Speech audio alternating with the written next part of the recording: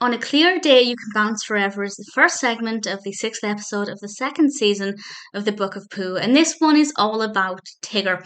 Tigger happens to come across Rabbit while Rabbit is reading a book, Grimm's Fairy Tales, which I thought was rather delightful.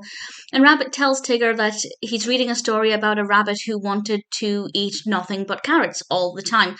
And Tigger decides that he wants to bounce all of the time, but he doesn't stick around long enough to find out what happened at the end of Rabbit's story. And off Tigger goes, bouncing everywhere. I particularly loved seeing him bounce on the book. We see him bouncing on the pages of the book and interacting with that. I thought that was very well done. There's some really great puppetry work as well between Rabbit and Tigger at the beginning, which I thought worked very well.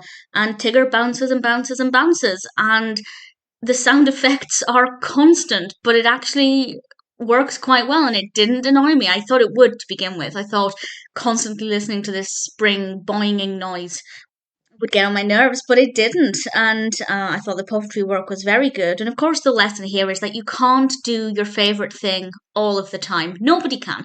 Not only is it impossible because you'll become exhausted if it's, particularly something physical like Tigger and his bounces, but also that thing stops becoming special. And Rabbit finally shares that in this story about the rabbit and the carrots, the rabbit ended up not liking carrots. And I think we can all relate to that in some way. If there's something we love, and particularly if we become obsessed with it, we do it so much that we kind of get sick of it in the end, whether that's eating a particular thing or doing a particular activity.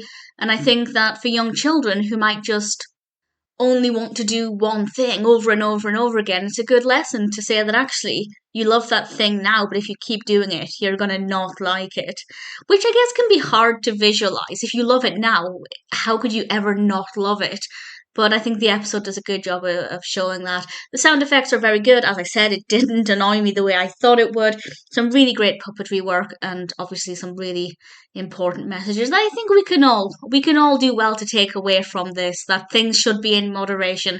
If you do things too much, it's going to exhaust you, or you're going to get sick of it, and that's never a desired outcome. Ultimately, On a Clear Day You Can Bounce Forever is a pretty decent episode.